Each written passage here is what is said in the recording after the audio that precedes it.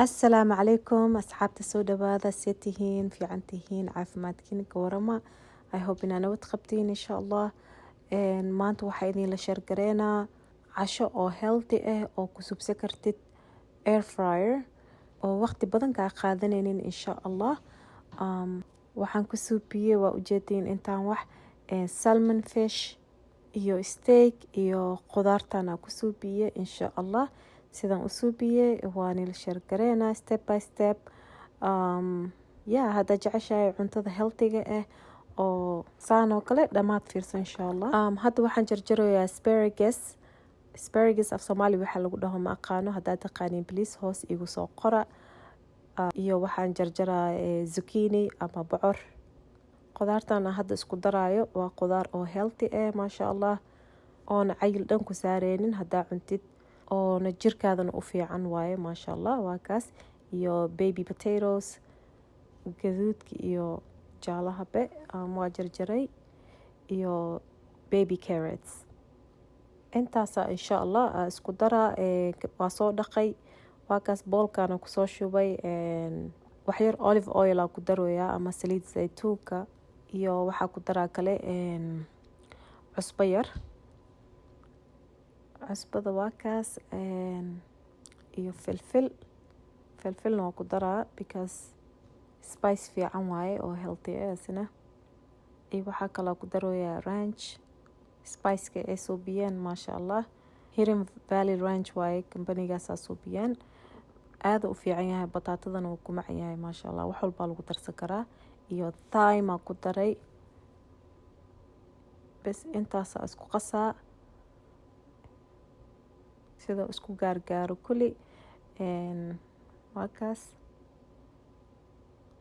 iyo rosemary noo ku daroyaa hal saac iyo baraa la joogaa laakiin still qoraxda way soo jeedaa asxaabta soo marka summer time-ka waa iska saas marka air fryer-ka geliyey hadda waa kaas waa kasoo bixiyey diyaar waaye maasha Allah saana kusoo baxay roasted potatoes maasha Allah haddana waxaan jaraa 2 xabo piece oo salmon waxaa kala marinoyaa olive oil wax yar marinoyaa iyo cusbo yar salmonka waxa waaye adoo wax saas oo marinin cusbo iyo filfil sometimes ku filan naturally already macaan oo noqonaa markii la dubo paprika ku daroyaa paprika wax yar inuu gaduud kor noqdaa rabaa iyo thyme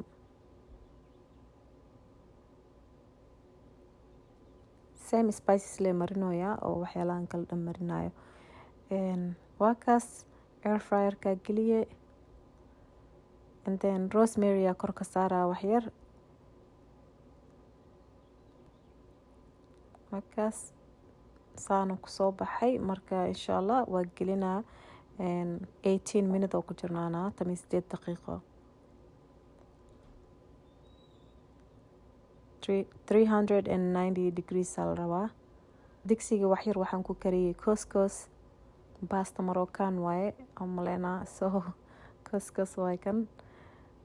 casho fudud waaye maasha Allah biyo qandac leh ku dhex daray iyo wax yar cusbo iyo mashed potatoes noo suubiye waa kaas digsiga aad dabka saaraya biyo ku shubay markoo karsamay oo jileec noqday waa fiiqay inta ku soo shubay waxaan ku daray butter ku daray iyo cusbo yar iyo filfil iyo wax yar caano intaas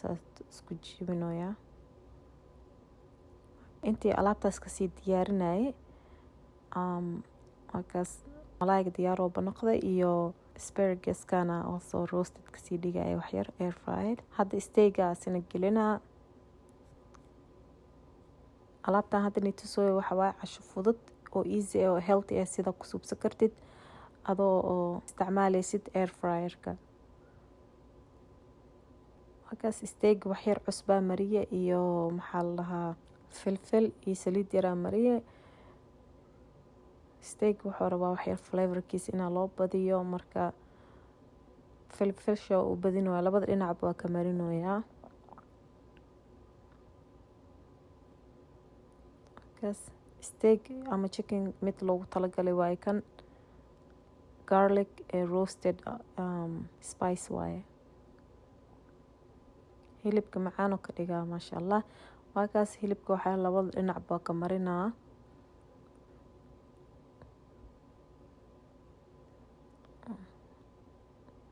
markaas si fiican u marinoyaa. haddaa rabtid falanjeerka xataa waa gashan kartaa. waa kaas asxaabta sidaanu noogu soo baxay maasha allah. fiishka waa diyaar yaa. dhexdiisa moist waaye, korna wuxuu ka yahay crispy. potatoeskii waa kaas, waxyar ranch iyo waxaa kor ugu shubay iyo basbaas oo gaduudka. couscous waa kan iyo maraq yaraa kor ka saaran. qudaartii iyo hilibka oo air fryerka ku suubiyey maasha allah. waa ujeediin sidaanoo noogu soo baxay, caadi ma aha maasha allah. waa kana casho oo fudud waaye oona healthy ah, oona cayil ku saareynin, oo caafimaadna leh maasha allah. hadaa ka hesha videogan please like garey, share garey, comment ka bixi insha allah. asxaabta aad iyo aad u mahadsantihiin daawashadiina wacan.